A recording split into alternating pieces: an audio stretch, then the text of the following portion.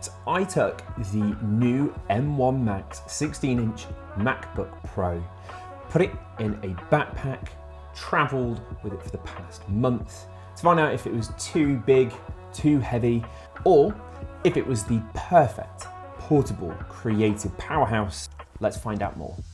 So when the latest lineup of MacBook Pros got announced earlier this year, I saw tons of tech reviewers, tech influencers, everyone on Twitter and Instagram wanting to jump on the 14-inch MacBook Pro. And there were some really good reasons for it. Never before have Apple been able to put in a GPU-heavy architecture in a smaller form factor than a 15 or a 16-inch MacBook Pro. For the first time, really, they were able to blend a mix of portability and functionality and performance into a smaller form factor. But since then, I've seen tons of videos about the 14-inch MacBook Pro being returned by those tech reviewers and influencers. And to be honest, also myself.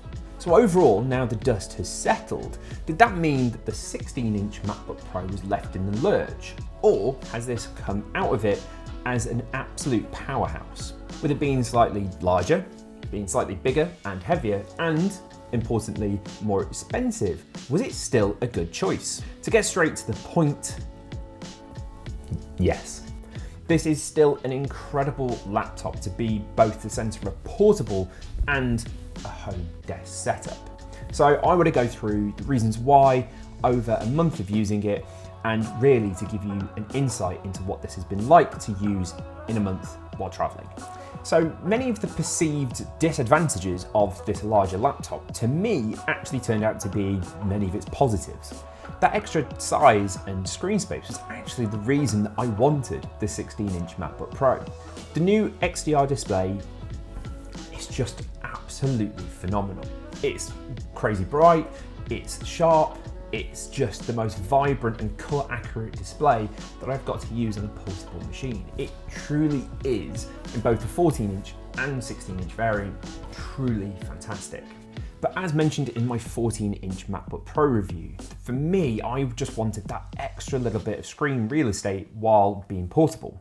And while using it both at home, but also in the office and also while traveling, I've definitely found that that extra screen real estate has come in truly, truly handy. Primarily, the reason I use a laptop is for video editing, for photo editing, for graphic design. And I just enjoyed having that extra little bit of space to allow me to see that content in the fullest it can be. It's one of the reasons that I also have this 34-inch ultra wide, is I just love the extra space that you have, and I also now have a 4K monitor here as well as a reference. So for me, the video editing side of things was really, really important. It might not be for you. You might take the performance and portability of the 14-inch as your main reason for wanting that computer. So if you are video editing and photo editing and using this computer more on the go, I definitely would take that time to consider, is that extra little bit of weight saving outweighing the extra screen real estate that you'll get with this computer, plus some extra benefits which we'll go on to now. So these laptops aren't for content creation 100% of the time. We all discuss it like it is, but it really isn't. Sometimes you just want to chill. Sometimes you just want to use your laptop as a laptop and maybe watch some movies and consume content instead of creating it. This is where the 16-inch for me also comes into play. The 16-inch XDR display for watching movies with the variable refresh rate is truly fantastic. The mini LED technology, which is seen in the iPad Pro and these new laptops, really do lend themselves to being blacks, really being black, and it really being a fantastic, fantastic content creation tool and machine. So while I was away in Amsterdam with work, I did do a little bit of video editing while back at the hotel, but it was kind of in lockdown. So one of the other things that I did was watch some Netflix. And this, with the combination of the incredible speakers, which are class leading without a doubt, they are fantastic. But also, if you're completely immersed in Apple's ecosystem, you also have the option of the new spatial audio features which come with AirPods Pro, the 3rd gen AirPods, and AirPods Max. And if you're interested, I'll be announcing a bit of a giveaway towards the end of this video around AirPods, so check that out.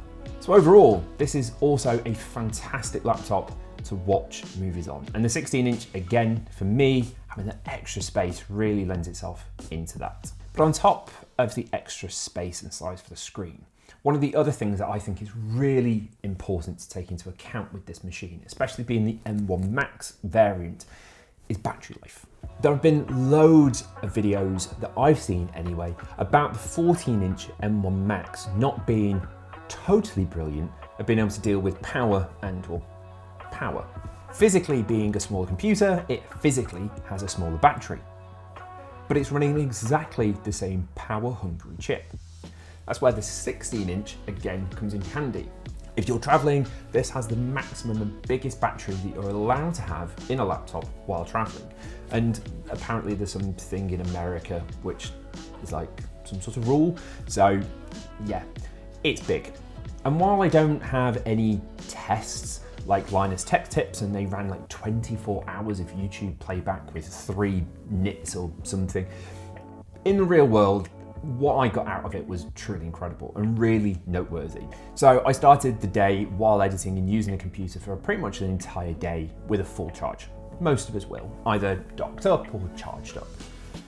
I then spent the day doing emails, kind of writing sketches, using it for video calls and everything like that.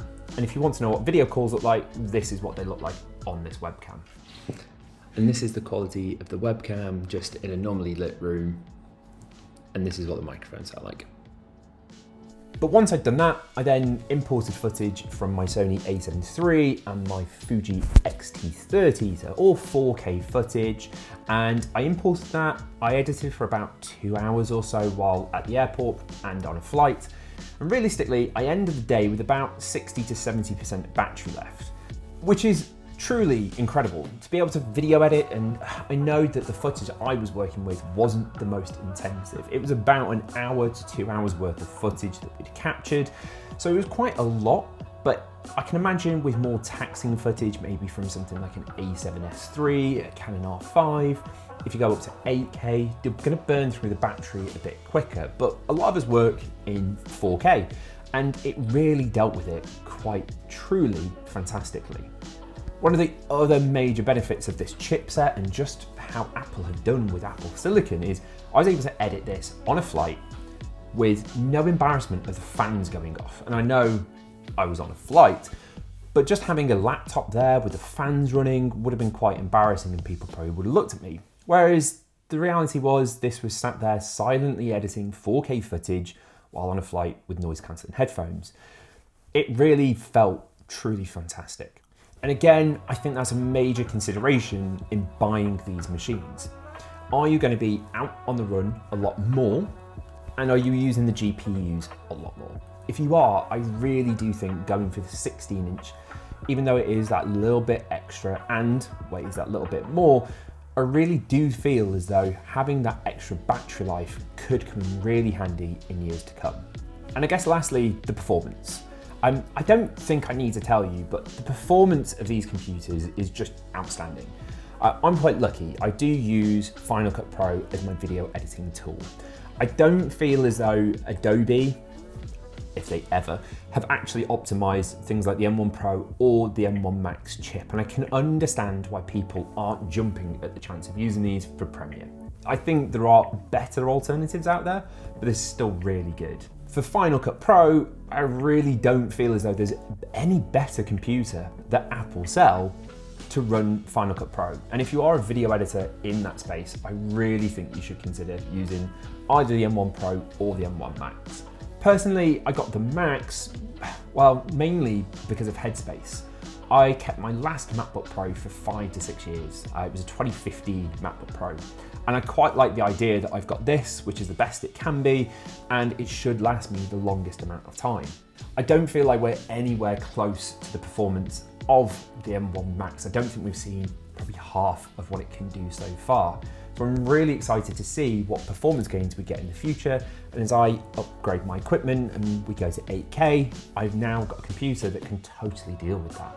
So my overall thoughts, overall impressions of having this for a month, using it being my laptop and taking it around with me. Honestly, if you're on the fence, don't worry about the larger form factor. If you have a backpack that can fit a 15, 16-inch MacBook Pro in it, you're not going to feel the weight that much more than lugging around extra equipment. I love the display. The display has to be the standout feature of this computer, as well as the crazy levels of performance, the great battery life, and just everything as a package. So while people might talk a lot online about portability and functionality, the 16-inch really isn't that much of a big deal. If you really like big laptops, this is just one to go for. Okay, so thank you for watching my thoughts on the MacBook Pro. And as mentioned with the AirPods and a giveaway, well, I really want to get this channel rocking in 2021. This year has been pretty crap. And I really want to start off 2022 with a big bang. So I'll be doing a new desk setup tour and doing more computer-based tech reviews. So if you are interested and want a chance of winning a pair of AirPods of your choice, all you have to do just below is comment with your Instagram handle. So subscribe to the channel, check me out on Instagram, I'll leave a link below as well, and let me know that you both subscribed and follow me on Instagram. And out of those people, I will be choosing somebody to win a pair of AirPods. It's Christmas, and if we get over 5,000 subscribers before the end of the year, I'll get in touch with somebody and you will definitely have your chance of winning a pair of AirPods, which is pretty cool, I guess. And if that works, we'll do more giveaways in the future. So with that, I hope you enjoy the giveaway. I hope you subscribe, and I'll be seeing you in more videos very, very soon. We'll see you soon. Bye for now.